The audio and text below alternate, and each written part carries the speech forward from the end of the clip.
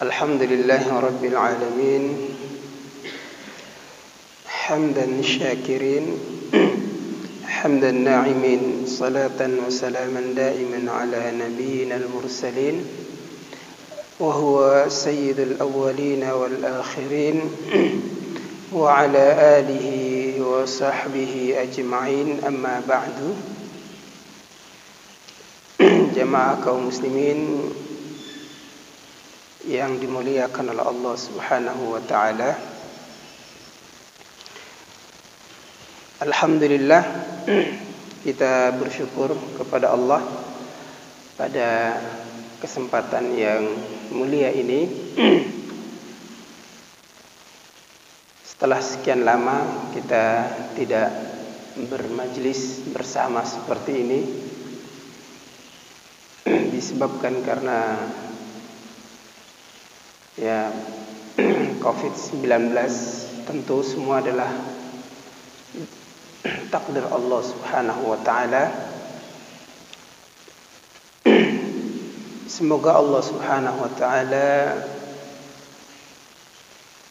menjadikan kita orang-orang yang bersabar menghadapi wabah ini dan yang sukses dalam melewati ujian dengan adanya wabah ini. Jamaah yang dirahmati oleh Allah Subhanahu wa taala, sekali lagi kita bersyukur kepada Allah karena pagi ini kita bisa menjalankan salat subuh berjamaah tetap dengan mematuhi protokol kesehatan COVID-19. Ini merupakan tanda kedisiplinan kita di dalam berilmu, karena memang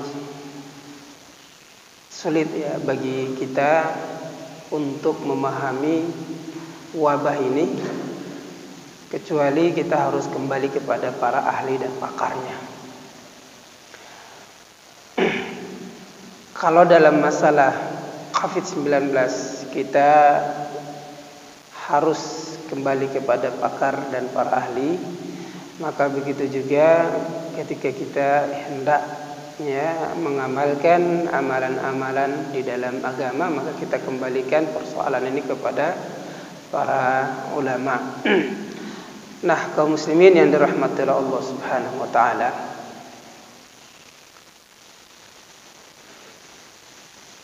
kita mencoba akan membahas tentang fikih seputar korban. Namun sebagai muqaddimah kita akan menyampaikan tentang keutamaan daripada 10 hari pertama bulan Dzulhijjah.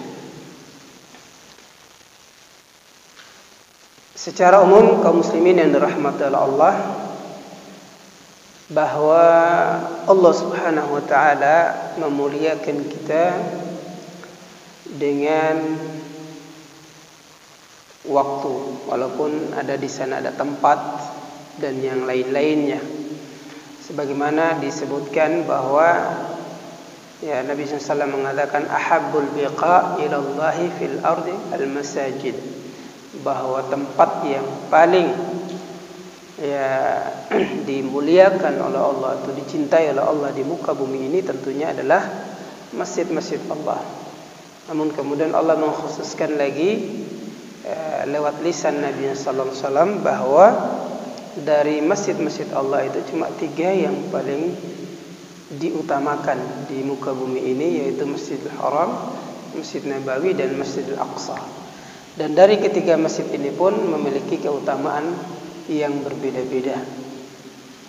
Nah, kaum muslimin yang rahmati Allah, begitu juga waktu, musim.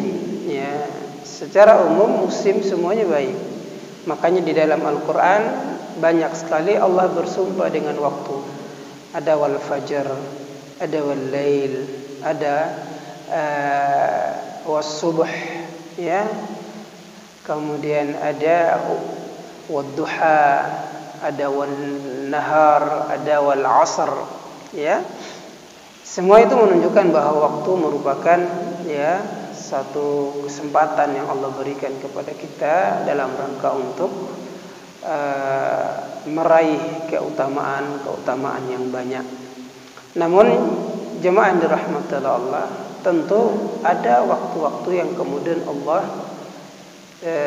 muliakan kita dengan waktu tersebut. Salah satunya adalah waktu 10 hari pertama dari bulan Zulhijjah. Ada beberapa hal yang disebutkan oleh para ulama terkait tentang keutamaan ini. Sebagaimana yang pertama adalah Allah bersumpah dengan 10 hari pertama bulan Zulhijjah. Dan ini terdapat dalam surat Al-Fajr. Ya. Tepatnya di ayat yang kedua. Di mana Allah berfirman wal fajr wa layalin 'ashr. Demi waktu fajar dan demi ya 10 malam. Atau 10 malam. Yang dimaksud dengan 10 malam di sini oleh para ulama termasuk diriwayatkan dari Ummu Fadl atau diriwayatkan dari Imam Bukhari dan para ulama yang lain bahwa Ibnu Abbas radhiyallahu anhu memaknai atau menafsiri walayalin 'ashr adalah 10 hari pertama bulan Zulhijjah. Bahkan kemudian ini menjadi pendapat jumhurul ulama, ya, jumhur mayoritas para ulama berpendapat bahwa yang dimaksud dengan walayalin 'ashr dan demi 10 malam adalah 10 hari pertama bulan Zulhijjah. Ini keutamaan yang pertama. Yang kedua, jemaah yang dirahmati Allah Subhanahu wa taala, ya, di 10 hari pertama bulan Zulhijjah inilah turun sebuah ayat yang menjelaskan tentang kesempurnaan Islam sebagai nikmat dan diridainya Islam sebagai agama yang paripurna. Ya, pernah orang Yahudi atau beberapa tokoh Yahudi mendatangi Umar ibn al-Khattab radhiyallahu anhu. Kemudian mereka mengatakan kepada Umar radhiyallahu anhu bahwa innakum lataqra'una hadhihi al-ayah law unzila alaina lattakhadnaha lana 'idan. Ya, mereka mengatakan sesungguhnya kalian membaca ayat ini. Ya, tidak disebutkan ayatnya, tapi mereka ingin menegaskan kepada Umar, sungguh kalian sering membaca ayat ini. Seandainya ayat itu atau ayat ini turun untuk kami juga, sungguh kami akan menjadikan momen hari di mana ayat itu diturunkan sebagai Id bagi kami, sebagai hari raya bagi kami. Maka apa kata Umar? Inni la a'lamu mata nazala wa aina nazala wa ila man anzala wa ila man unzila. Ya, kemudian Umar mengatakan sungguh saya lebih tahu dari kalian kapan ayat itu turun dan di mana ayat itu turun dan untuk siapa ayat itu diturunkan. Wallahi innaha unzila fi fil Arafah. Demi Allah, kata Umar, ayat itu turun di saat Arafah. Karena Umar juga waktu itu berhaji bersama Nabi SAW. Kemudian ayat itu diturunkan. Itulah ayat yang kita kenal dengan ayat Al-yawma akmaltu lakum dinakum wa atmamtu alaikum ni'mati wa raditu lakumul Islam madina. Al-yawma akmaltu lakum, pada hari ini telah aku sempurnakan untuk kalian dinakum, agama kalian. Ya. Wa atmamtu alaikum ni'mati, dan aku sempurnakan juga nikmatku. Ya. Memang oleh para ulama di sini ada perbedaan menggunakan kata akmal dan atmam. Ya. Akmala dan atamma. Ya. Sama-sama maknanya sempurna. Cuma kalau akmal ini sempurna dari sisi syariatnya, kemudian atamma itu sempurna dari sisi nikmat berupa Islam itu sendiri. Ya. Bahwa hadirnya Islam ini menjadi kenikmatan yang menyempurnakan seluruh agama-agama yang pernah Allah turunkan di muka bumi ini. Ini menunjukkan bahwa 10 hari pertama memiliki keutamaan luar biasa, di mana di hari Arafah itulah, dan kita tahu hari Arafah di tanggal 9. Tanggal 9 berarti masuk dalam makna 10 hari pertama bulan Dzulhijjah. Allah menurunkan ayat yang menjelaskan tentang legitimasi kesempurnaan Islam, yang itu menjadi tanda Allah Subhanahu wa taala meridhai Islam sebagai satu-satunya agama yang diterima di sisi Allah Subhanahu wa taala. Yang ketiga, pahala semua amal saleh dilipat gandakan oleh Allah Subhanahu wa taala di 10 hari pertama bulan Dzulhijjah ini. Sebagaimana dalam sebuah hadis yang diriwayatkan secara sahih, Nabi SAW mengatakan, "Ma min ayyamin al-'amalu salihu fihinna ahabbu ila Allah." Ya, tidaklah hari-hari di mana amal saleh di dalamnya lebih dicintai oleh Allah Subhanahu wa taala daripada hari-hari yang lain. Dan yang dimaksud dengan hadis itu adalah 10 hari pertama bulan Dzulhijjah. Ya. Dan berikutnya 10 hari pertama bulan Dzulhijjah ini juga yang dimaksud oleh Allah Subhanahu wa taala dalam surat Al-Hajj ayat yang ke-28, di mana Allah Subhanahu wa taala berfirman, ya, liyashhadu manafi'a lahum wa yadhkuru ismallahi fi ayyamin ma'lumat ala ma razaqahum min bahimatil an'am.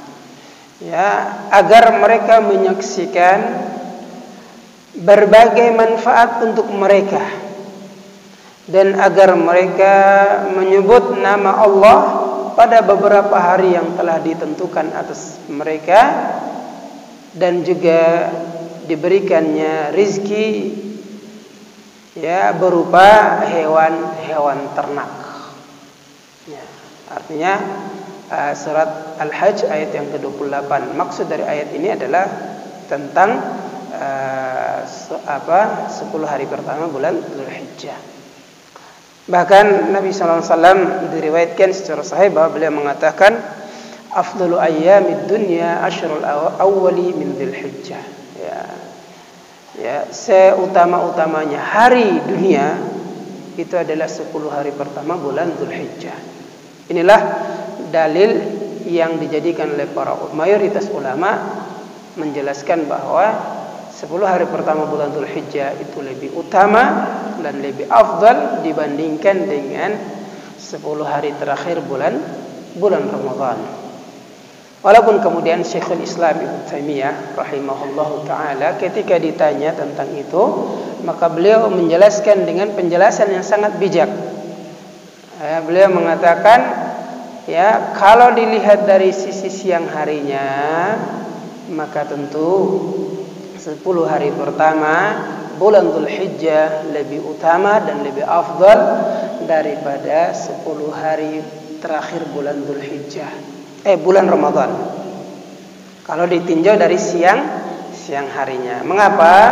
Karena di 10 hari pertama itu ada hari Arafah. Ya, ada hari Arafah, dan itu tidak terjadi kecuali di bulan Dzulhijjah.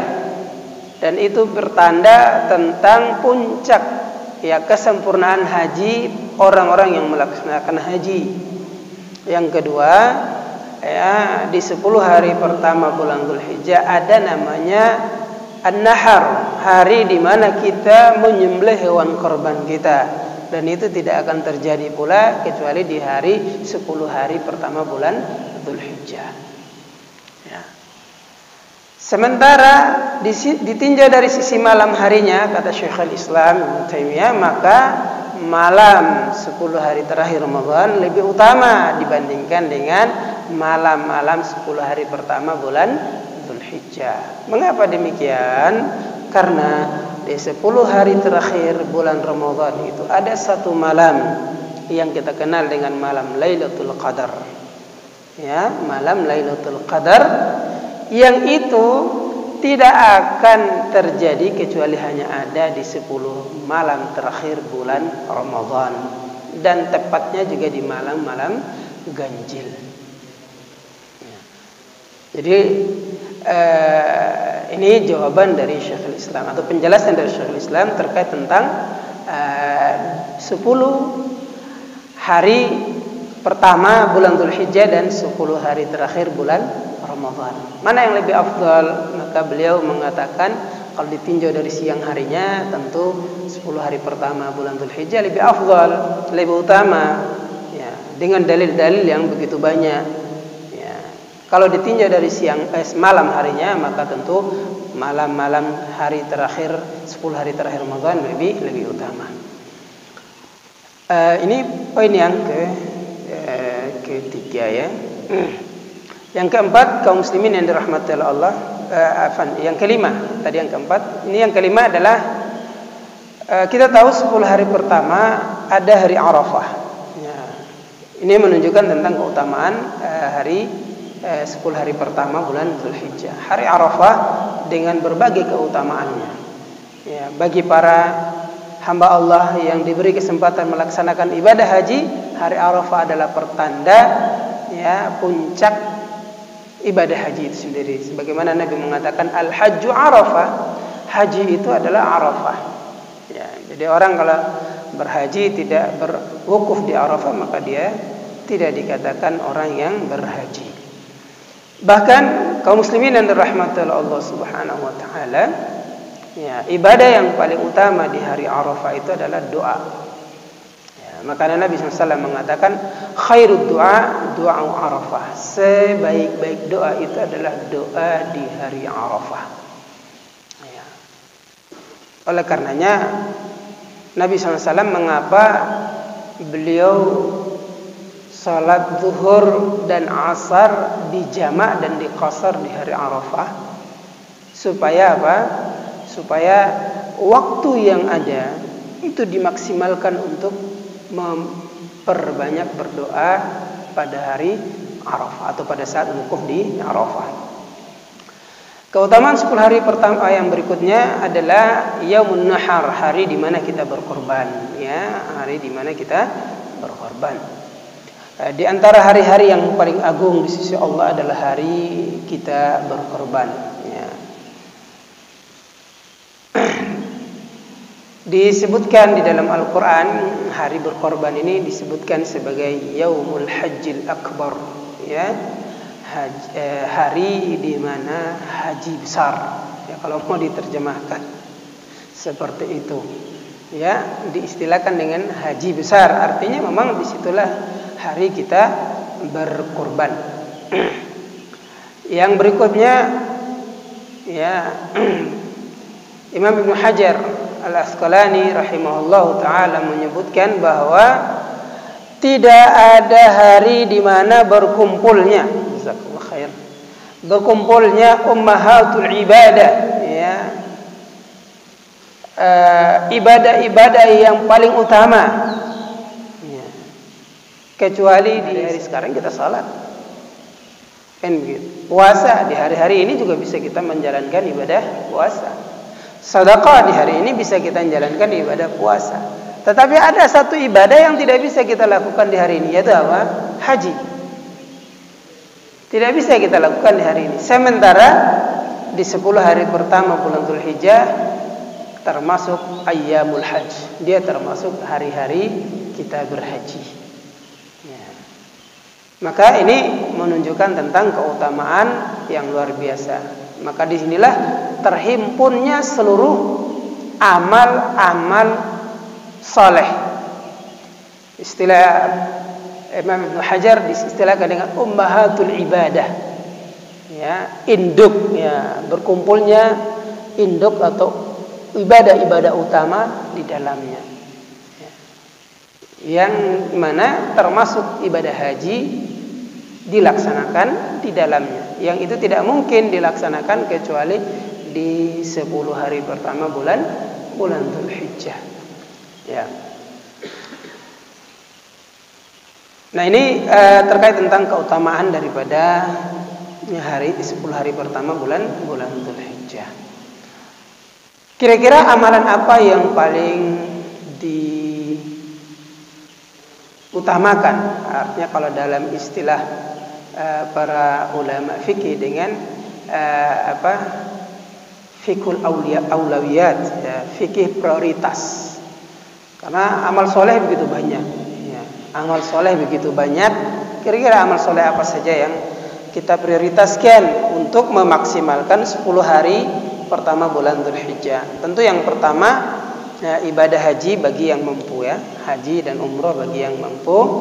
Yang kedua adalah puasa setiap hari mulai dari tanggal 1 Dzulhijjah sampai tanggal 9-nya, ya, kecuali tanggal 10 karena tanggal 10 itu hari Id yang tidak boleh kita puasa di dalamnya.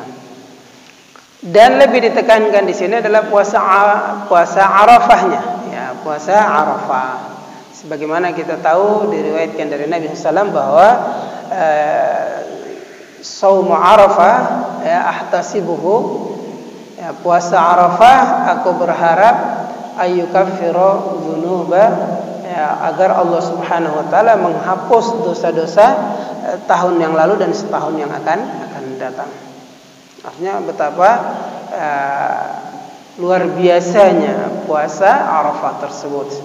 Jadi untuk puasa ini memang diutamakan bagi kita puasa sejak tanggal 1 berturut-turut sampai tanggal 9. Kalau tidak, paling tidak, ya, kita puasa Senin Kamis kalau memang mau. Atau puasa Daud, sehari puasa sehari tidak. Nah, kalau semuanya tidak bisa sama sekali, maka paling tidak kita puasa Arafahnya, ya. Karena ada 4 amalan yang Nabi SAW tidak pernah meninggalkannya, sebagaimana dalam riwayat disebutkan demikian. Yang pertama adalah puasa Asyara, yaitu puasa di 10 hari pertama bulan Dzulhijjah. Yang kedua adalah puasa Asyura, puasa tanggal 10 bulan Muharram. Yang ketiga adalah puasa Ayyamul Bid, ya, puasa 3 hari di setiap bulan, tepatnya di hari malam bulan purnama, tanggal 13, 14 dan 15. Dan yang terakhir adalah, ya, 2 rakaat sebelum subuh, ya, 2 rakaat sebelum subuh. Apapun kondisinya Nabi tidak pernah meninggalkannya, ya. Jadi ini amalan yang diprioritaskan, yang diutamakan di 10 hari pertama adalah puasa. Silakan mau puasa berturut-turut dari hari pertama tanggal 1 sampai tanggal 9, itu akan lebih baik. Atau puasa sehari tidak, yaitu sunnah Nabi Daud, boleh.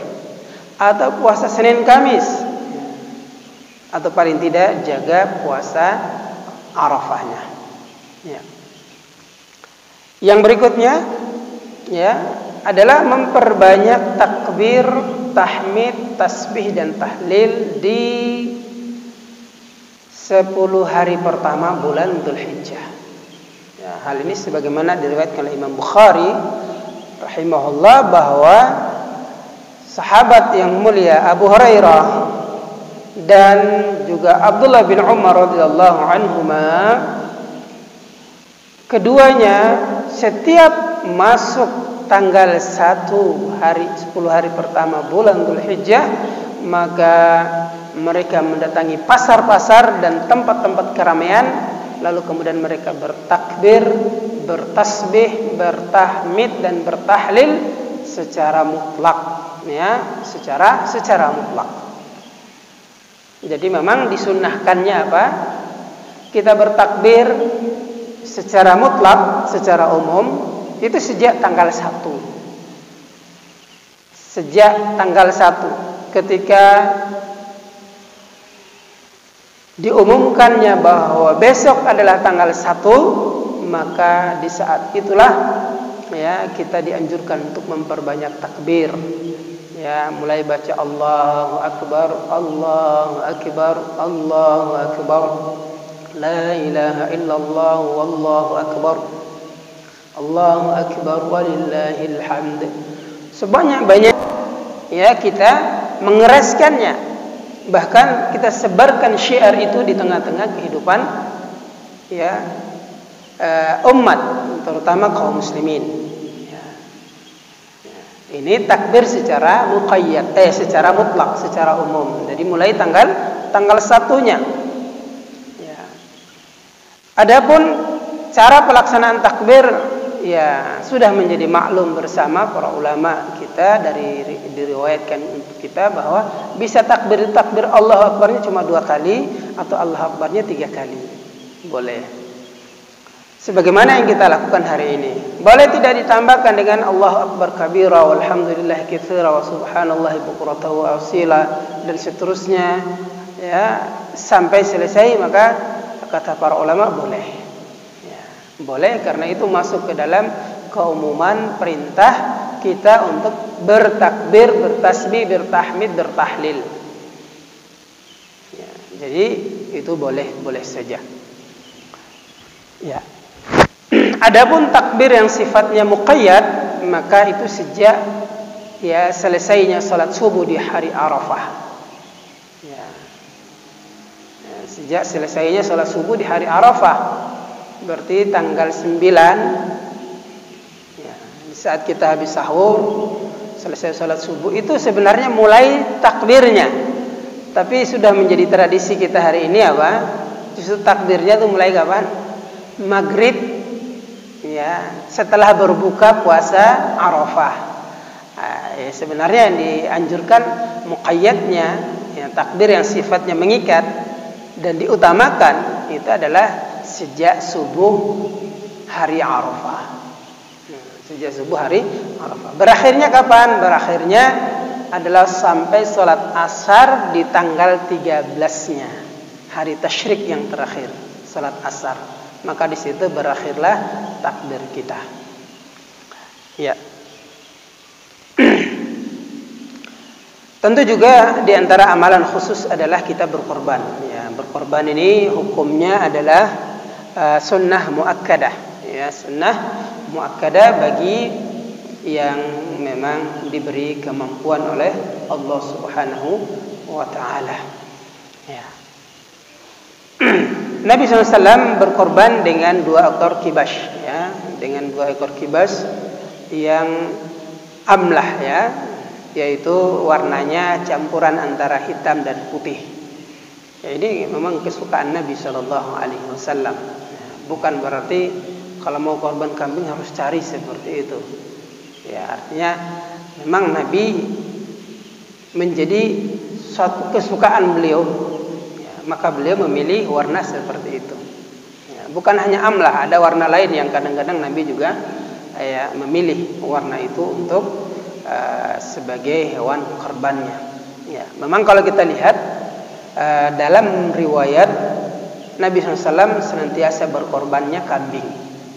Inilah maka tidak salah kemudian sebagian ulama mengatakan bahwa korban itu lebih afdal kambing. Karena bagi orang yang kemampuannya terbatas, dia bisa berkorban dengan kambing. Ya. Apalagi kita di NTT, di Kupang khususnya ini, alhamdulillah ya, kambing, sapi masih relatif murah. Ya 1.200.000 untuk tahun ini sudah bisa berkorban lah, artinya sudah masuk standar korbannya. Hadanallahu wa iyyakum ajma'in wa sallallahu salli ala nabiyyina Muhammadin wa ala alihi wa sahbihi ajma'in wa akhiru da'wana alhamdulillahi rabbil alamin.